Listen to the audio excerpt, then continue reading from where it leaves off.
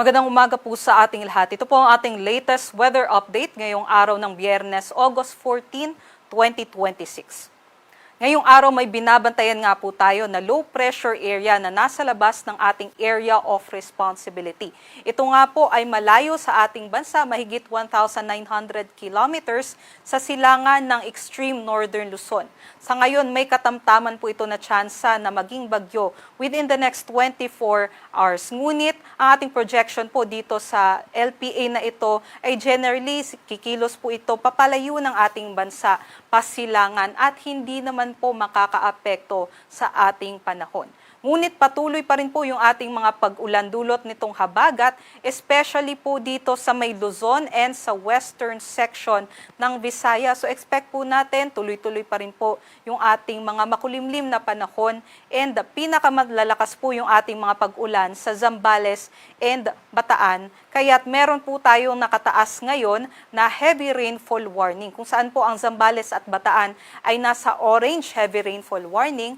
Meanwhile, ito naman pong Tarlac, Pampanga, Bulacan, Metro Manila, Cavite, Batangas, Rizal, and some parts of Quezon ay nasa yellow heavy rainfall warning po ngayong 5 to 8 a.m. So ito pong mga nasa lugar na ito, sa kasalukuyan ay nakakaranas po ng mga malalakas na mga pag-ulan. So doble ingat po sa ating mga kababayan dahil posible nga po yung mga flash floods and landslides. Para naman po sa mga pagtaya ng ating panahon, tuloy-tuloy pa rin nga po yung mga panakanakang pag-ulan dito sa Zambales and Bataan. And sinamahan po ito ng mga pabugso-bugsong hangin sa buong Luzon, maging sa western section ng Visayas, dulot pa rin po ng habagat. Other parts naman po ng Luzon, maging dito po sa Metro Manila, ay makakaranas ng makulimlim na panahon, mga kalat-kalat na mga pag-ulan, pagkulog at pagkidlat. So medyo matagal-tagal pa nga po tayo na makakapaglaban ng maayos sa labas. And sa atin nga pong pagtaya, dito naman po sa Bicol region, inaasahan naman po natin yung generally fair weather conditions po natin, although may chance po ng mga thunderstorms sa hapon hanggang sa gabi. Ito po yung ating mga agwat ng temperatura sa Metro Manila 25 to 29 at pinakamataas naman po yung ating maximum temperature sa Tuguegarao hanggang 34 degrees Celsius, meanwhile sa Legazpi hanggang 33 degrees Celsius. Take note na lamang po sa ating mga kababayan dahil nga po sunod-sunod na araw na nga po tayong inuulan, especially dito po sa Luzon area, ay maaaring saturated na po yung ating mga kalupaan o malambot na nga po yung ating mga lupa, especially po doon sa mountainous regions, kagaya na lamang ng Cordillera Administrative Region, dito rin po sa may Bulacan and Rizal, kaya't susceptible po o vulnerable po tayo sa mga landslide events. So doble ingat po sa ating mga kababayan and always po kung may mga signs na po tayo na nakikita sa ating mga lupa na maaari nga po yung tsansa ng mga landslides ay mag-communicate na po tayo sa ating local government units para po sa agarang evacuation. Para naman po dito sa may Palawan and western section ng Visayas ay meron din po tayong mga maulap na panahon dulot pa rin ng habagat.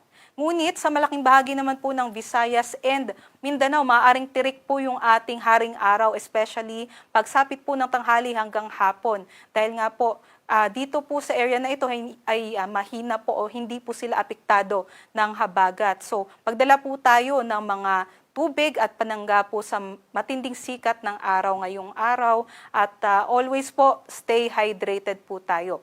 Posible pa rin naman po yung mga thunderstorm activities o mga panandaliang buhos ng ulan. So always din i-check yung ating thunderstorm advisories na ipinapalabas ng ating Regional Services Divisions. Ito naman po yung ating mga agwat ng temperatura kung saan naglalaro po yung ating maximum temperature between 32 to 34 degrees Celsius. Pinakamatataas yung ating maximum temperature sa Zamboanga, Tacloban, and sa may Cagayan de Oro. So doble ingat po sa mga banta ng heat stroke and heat stress. Para naman po sa kalagayan ng ating karagatan, wala naman po tayong nakataas na gale warning. Although nasa katamtaman hanggang maalon ang ating seaboards sa northern and western seaboards ng Luzon. So, doble ingat pa rin po sa mga maliliit na sasakyang pandagat.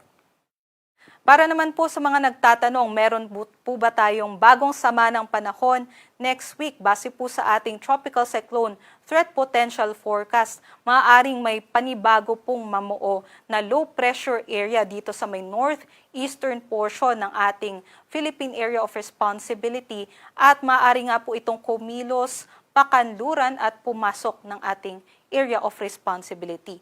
Inaasahan po natin yan between Sunday and early parts of next week. At ito nga pong potential na low pressure area ay maaaring hatakin at palakasin muli ang habagat simula Sunday onwards. Kaya't meron din po tayong itinaas na weather advisory by Sunday kung saan nakikita nga po natin yung rainfall projection ay maaring umabot ng hanggang 100 millimeters of rainfall dito sa Occidental Mindoro, Bataan, Zambales, Pangasinan, Benguet at La Union by Sunday. So ito nga pong mga lugar na ito na nasa yellow ay potential nga po magkaroon ng mga localized floodings and landslides dulot nga po ng tuloy-tuloy na pag-ulan nitong habagat. So doble ingat po at makipag-coordinate po tayo sa ating LGUs and also huwag kalimutan na always i-check ang ating mga latest weather updates sa Pag-asa dahil posible nga pong magbago pa